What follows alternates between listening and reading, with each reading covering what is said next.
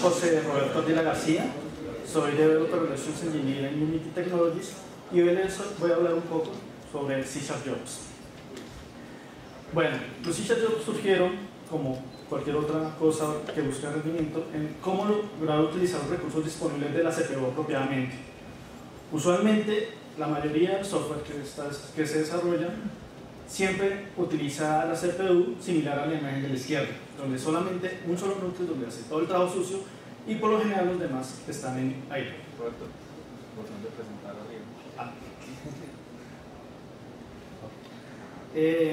Bueno, entonces la idea es lograr que la CPU funcione tal cual como funciona un equipo de pizza en la Fórmula 1, donde imagínense cada persona sea un hilo, un job o un núcleo, donde están listos para hacer cualquier operación y al hacer eso se obtendría un rendimiento mucho mayor que si solamente una persona lo estaría haciendo.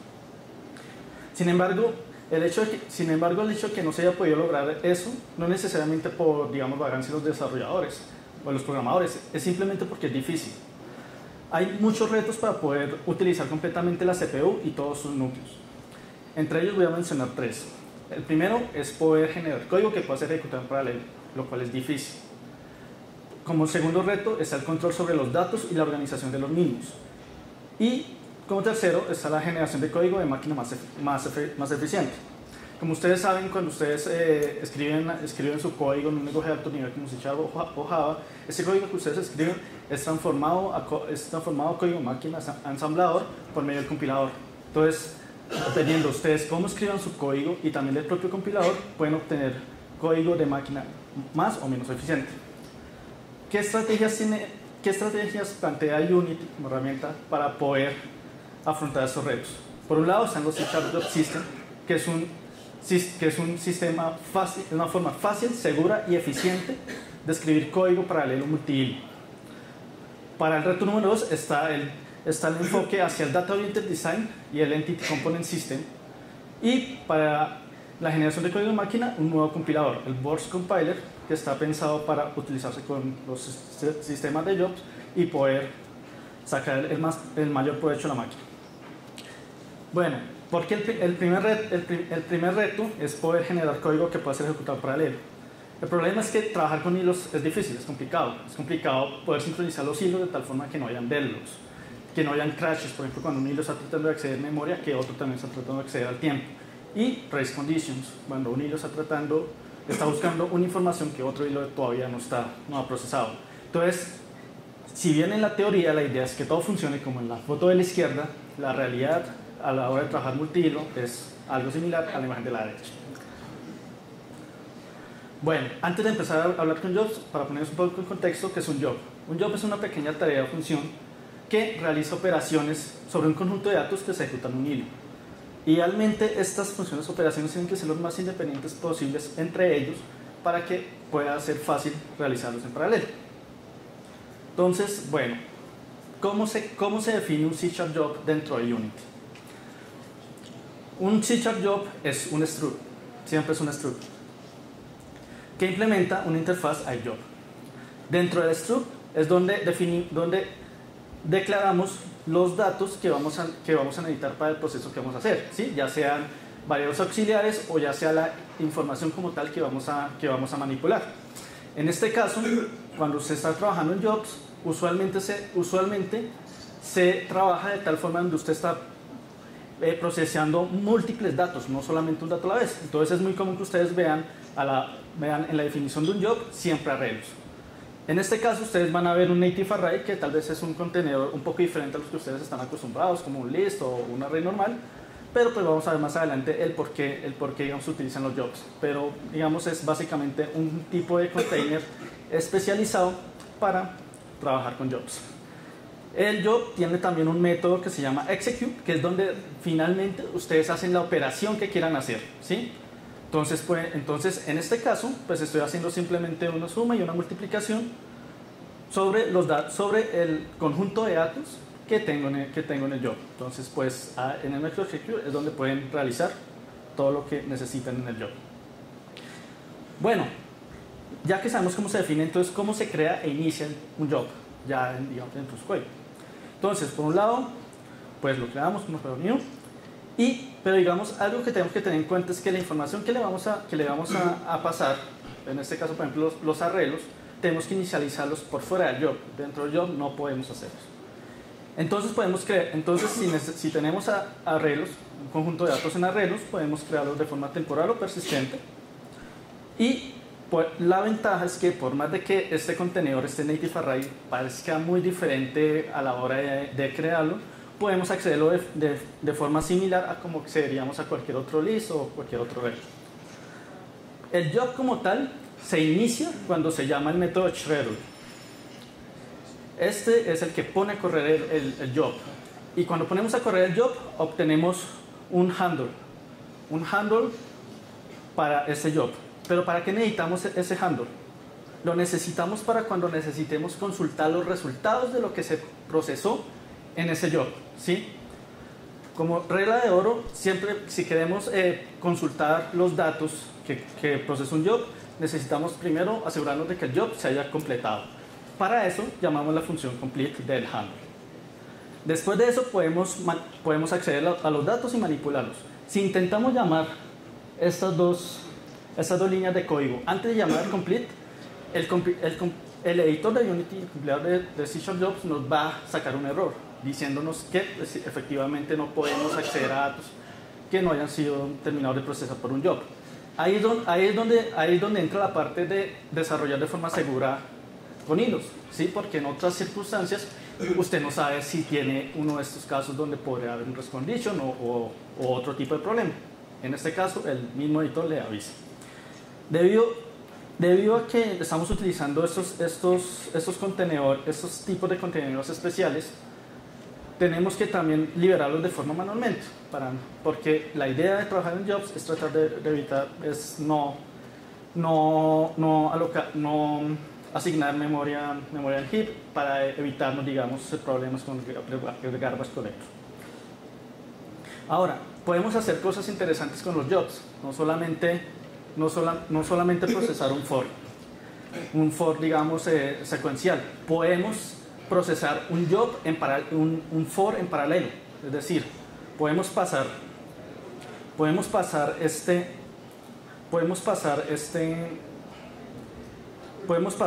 for de aquí a un for que se ejecute en múltiples hilos, ¿sí?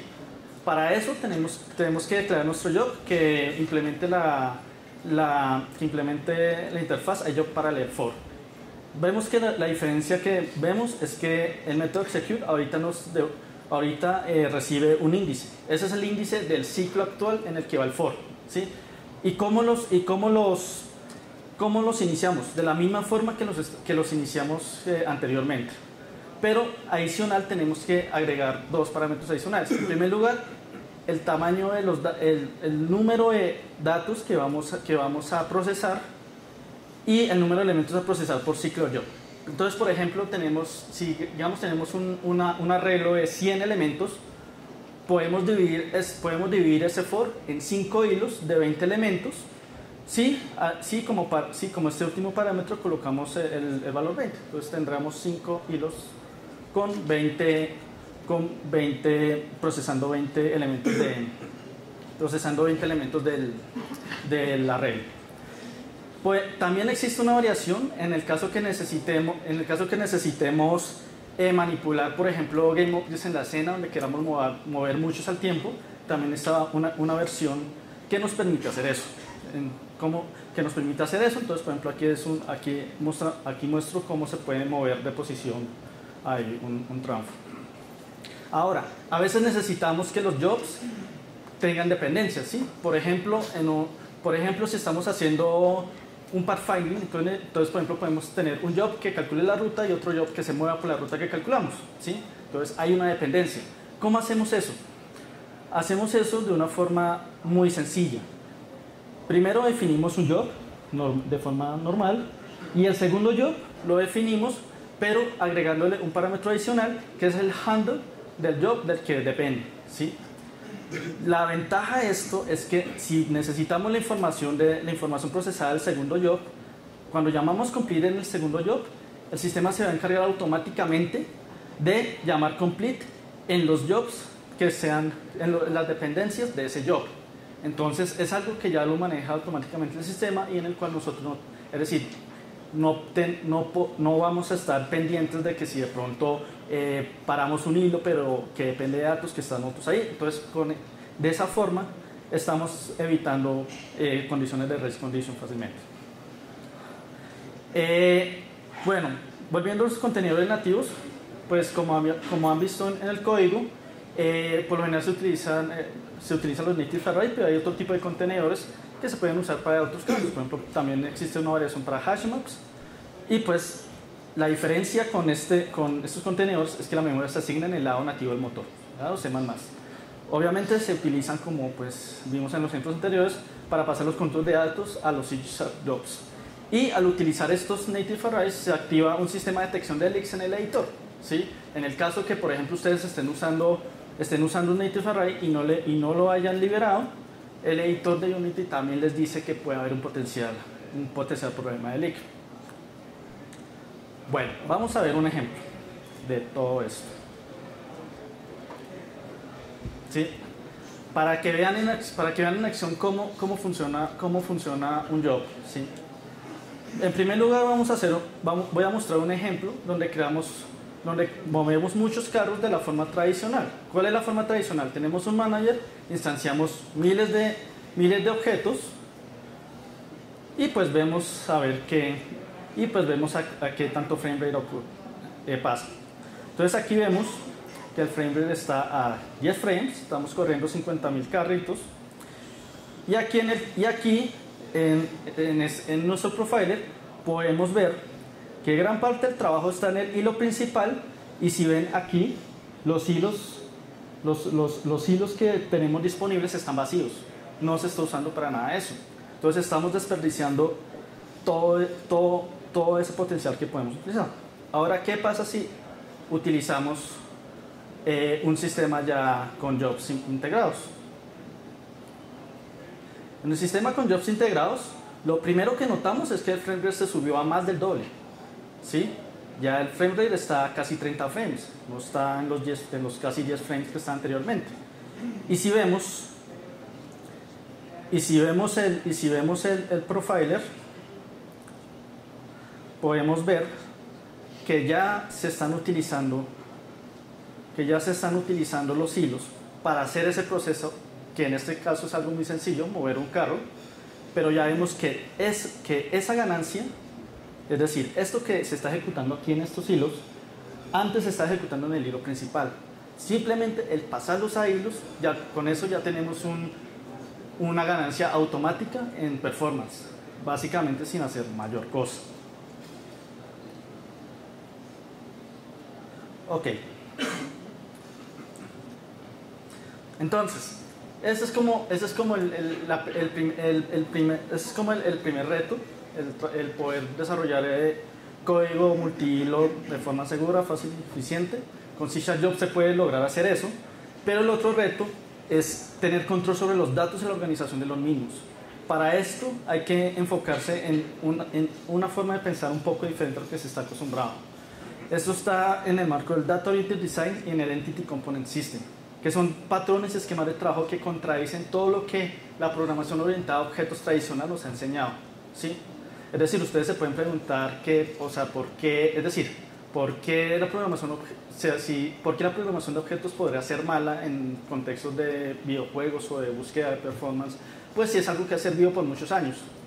Pues si efectivamente ha funcionado, no significa que sea la mejor forma de hacer las cosas para tratar ciertos problemas. Entonces, rápidamente, ¿en qué consiste el Data Oriented Design? El Data Oriented, todo se basa en la forma en la que la CPU funciona y en la forma en la cual cómo trabaja. Por lo general la CPU pues tiene unos memorias internas llamadas memoria caché, y la CPU busca en esa memoria caché los datos que necesita para hacer una operación en particular. La idea es que en el mundo ideal la información que recibe la CPU debe recibirla de forma secuencial en bloques, de tal forma que estos bloques puedan entrar fácilmente a la memoria caché y la CPU pueda acceder fácilmente a eso.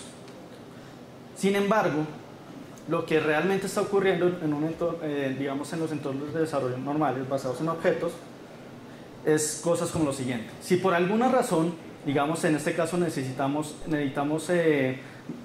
procesar 9 carros, digamos aquí los representados por la letra C, entonces, y en vez de tener todos los 9 carros, tenemos otra información que nos llegó, digamos porque por X o Y razón. Entonces, ¿qué pasa? La CPU está esperando poder procesar estos 9 carros, ¿sí? Imagínense como si fueran un for donde tiene que mover la posición a esos 9 carros. Pero cuando busca los 9 carros, no encuentra los 9 carros, le hace falta 3 carros. Entonces, como la CPU está haciendo la operación de manipular esos datos, ¿qué tiene que hacer? Tiene que pedir esos datos a la memoria RAM, ¿sí? Ese es un proceso extremadamente lento. Y eso es lo que se le denomina un cache miss. Y los cache miss se están convirtiendo en un gran problema de rendimiento, una vez que uno ha quitado problemas de sus algoritmos, problemas en render, y todo esto se ha vuelto algo, digamos, que realmente se puede convertir en un problema en proyectos grandes. Y lo peor es que la programación orientada a objetos no ayuda a resolver ese problema. ¿Por qué? En la programación orientada a objetos, el código se modela en torno a lo que se quiere representar, es decir, al mundo o al objeto que se quiera mostrar. En cambio, la idea es que en el Data Oriented Design, el código se debe modelar en torno a cómo se pueden enviar y procesar los datos de la forma más eficiente a la CPU, ¿sí? Entonces, ahí es donde empieza como el cambio de chip en cómo podemos pensar. Imaginemos, por ejemplo, la definición de un carro en objetos, ¿sí? Tenemos una clase, tenemos unos atributos como una velocidad, una marca, un color, número de puertas, número de llantas, etc. Y pues digamos, si el carro se mueve, entonces pues tiene ahí una función que determina su comportamiento, ¿sí? Entonces, ¿cuál es el problema? Imagínense que este carro solamente existiera en su juego o simulación solamente para que se mueva, ¿sí? O sea, no necesita que nadie interactúe con él, ni que el carro interactúe con nada, solamente que el carro se mueva, ¿sí?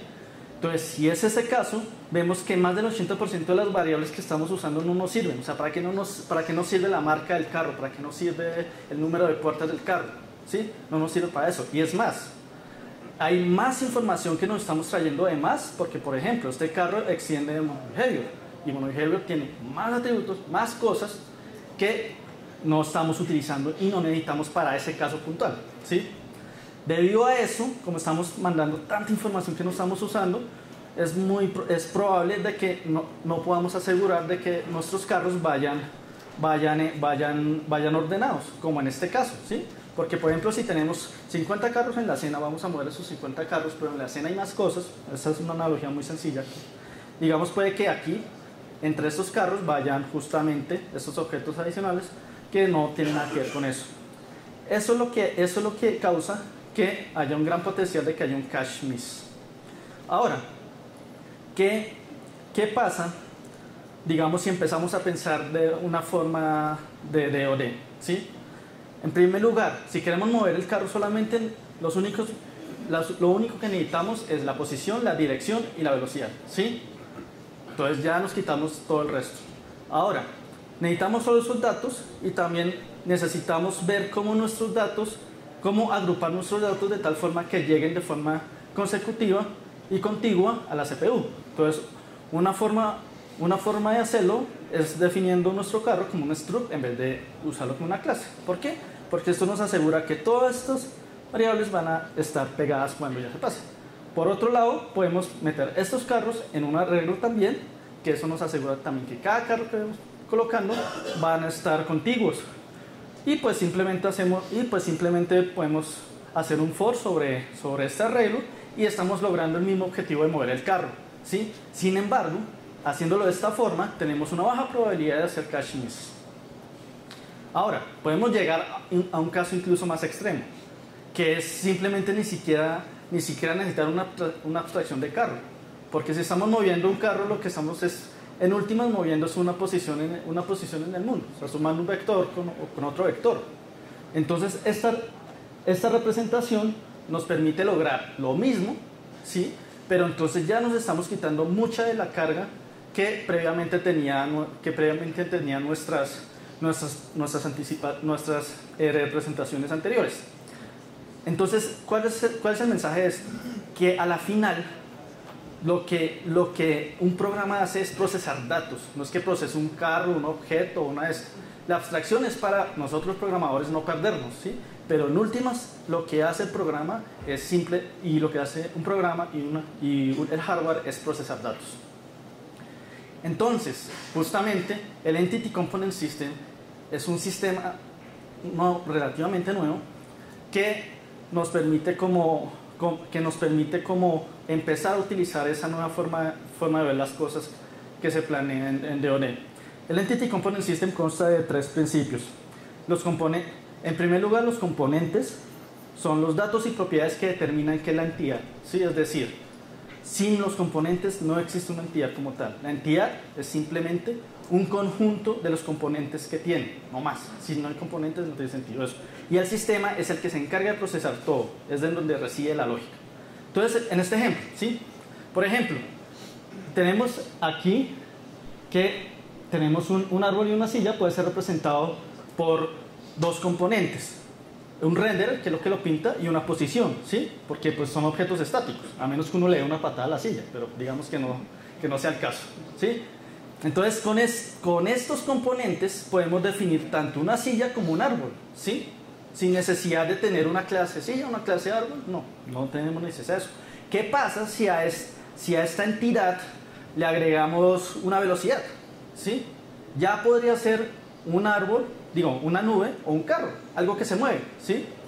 Pero miren que simplemente cambiando un componente podemos representar todo este conjunto en algo completamente diferente. Aquí, por ejemplo, tenemos un disparo, tenemos un componente disparo, un componente salud y los demás componentes, y eso nos permite tener ¿qué? Un tanque o un enemigo ahí que dispara, ¿sí? Entonces, pero si no tiene ningún componente este conjunto, básicamente no hay nada, no hay una entidad, ¿sí? Entonces, esa es como la forma, como uno de los conceptos como un poco difíciles de cómo agarrar, de cómo entender si uno viene de un background de programación orientada a objetos, ¿sí?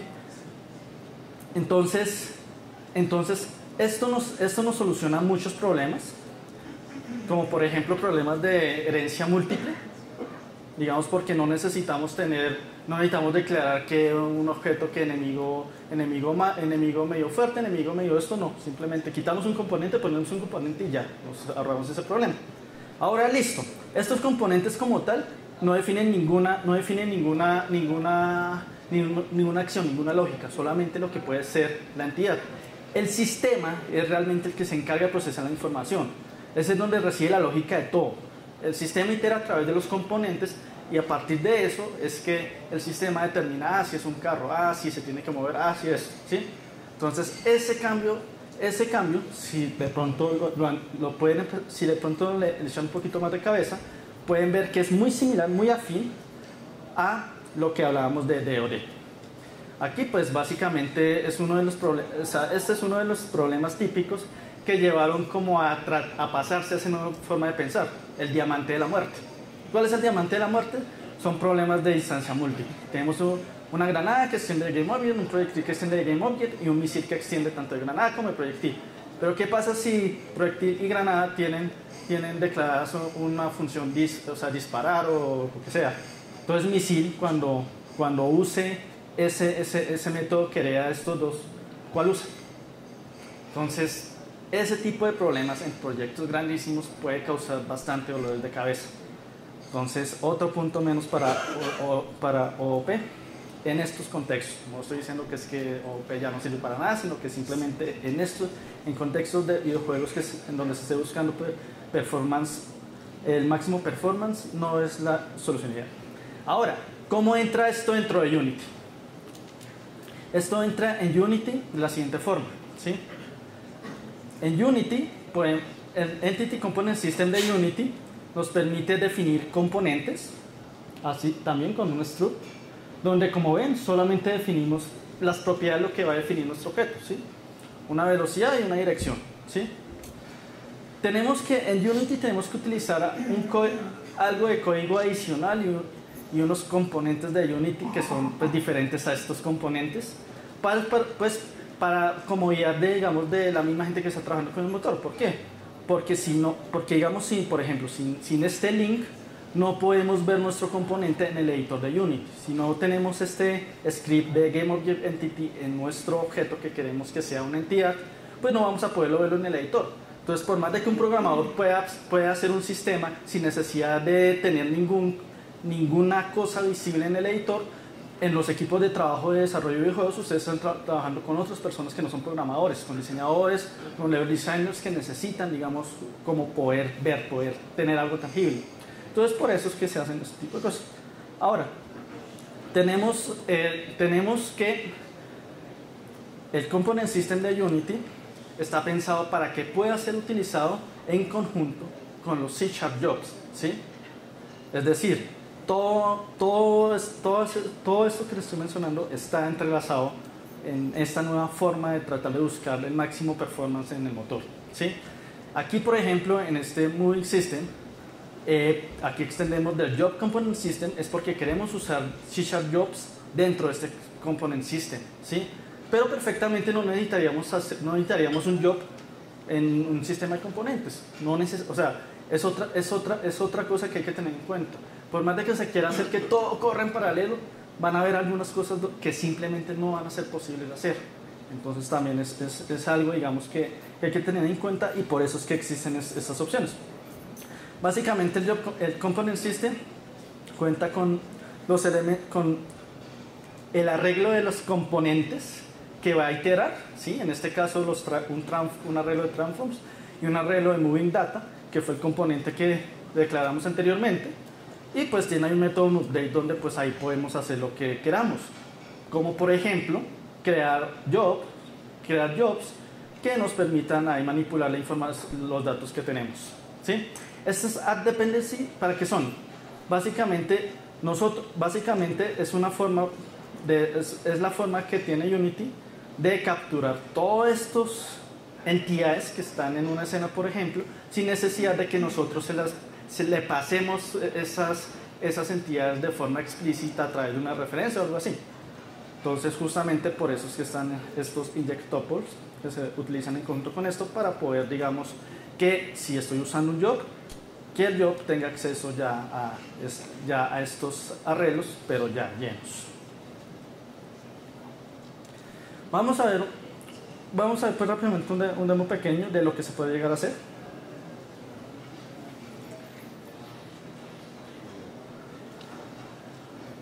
Entonces, o sea, es decir, bueno, previamente a eso voy a mostrarles cómo es el sistema, o sea, ya en Unity, cómo es nuestro sistema de componentes, ¿sí? Este es nuestro carrito que mostraba en la imagen. Como pueden ver, pues es algo que igual podemos seguir manipulando en el editor, que podemos seguirlo viendo.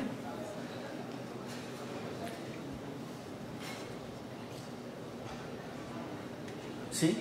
Pero digamos que internamente su estructura de datos como tal sigue los patrones de DOD, ¿sí? Esto, como les mencionaba, era simplemente para que si un diseñador está haciendo un diseño de niveles, pues no se vuelva loco tratando de encontrar carros que solo existen en la imaginación de los programadores, ¿sí? Aquí en nuestro manager SS es donde tenemos nuestro sistema. Y pues aquí en este ejemplo es algo muy sencillo. Este mismo manager se encarga de crear los carros y también, digamos, es el que tiene el sistema. Pero pues obviamente podemos diferenciarlos dependiendo lo que se necesite.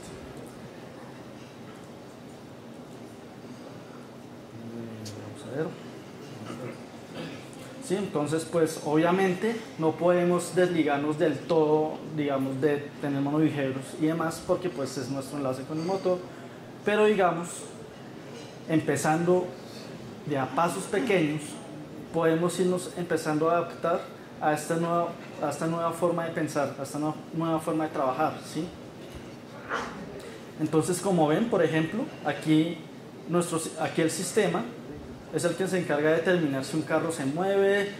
Por ejemplo, si se estrellaran, entonces es el que se encargaría de determinar si un carro se estrella o no. Pero digamos como tal, la entidad, lo que llamaríamos nosotros la entidad, no tiene nada de eso. La entidad simplemente es esto, una velocidad y una dirección, o algún otro componente más que queramos acceder. Entonces, digamos, bueno, eso está muy bonito, pero correrá bien, correrá más lento que otra forma. Realmente, ¿qué diferencia tiene? Pues la verdad, este sistema da un performance similar o en algunos casos mejor que el sistema de componentes normales, ¿sí? Obviamente, en este ejemplo tiene una particularidad y es la siguiente. En este demo no estamos limitados por CPU, es decir, lo que estamos ejecutando en la CPU es algo completamente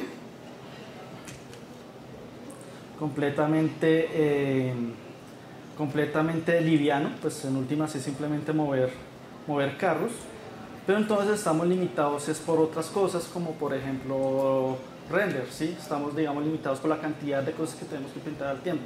Entonces, si bien todo este nuevo paradigma de Entity Component System nos van a arreglar ciertos problemas de rendimiento, y los jobs obviamente, digamos, no significa que sea la fórmula mágica para absolutamente todo, ¿sí? Es decir, aquí por ejemplo, no se está demorando mucho moviendo los carros, pero sí se está demorando mucho pintándolos. A partir de ahí, pues entonces podemos hacer muchas otras cosas para llegar a cosas similares como la siguiente. Esperemos que funcione, ¿sí? Tenemos aquí 95.000 carros, que es casi el doble de lo que teníamos en los otros trozos, y nos está corriendo a 50 frames, y anteriormente nos estaba corriendo en promedio a 30, ¿sí?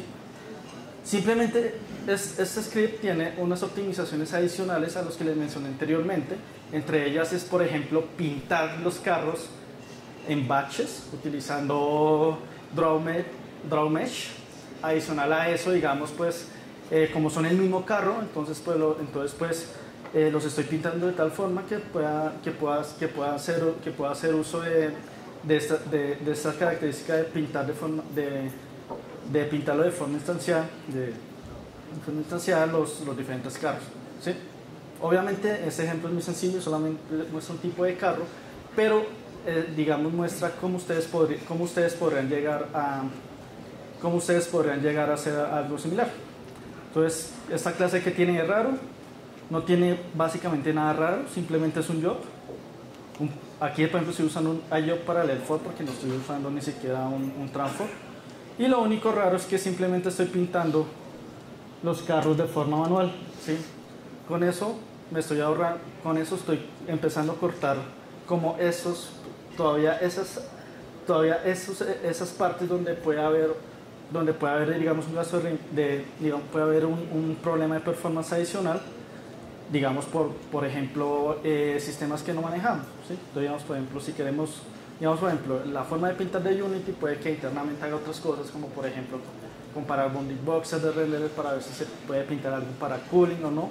Entonces, digamos, podemos empezar a utilizar otras cosas siguiendo el mismo principio, porque por ejemplo, si ustedes ven aquí el Raw Mesh Instance, estoy pintando arreglos, o sea, un arreglo, digamos, que tiene el mesh y el material que quiero pintar, ¿sí? Pero en últimas es el mismo principio, estoy manipulando un conjunto de datos al tiempo, ¿sí?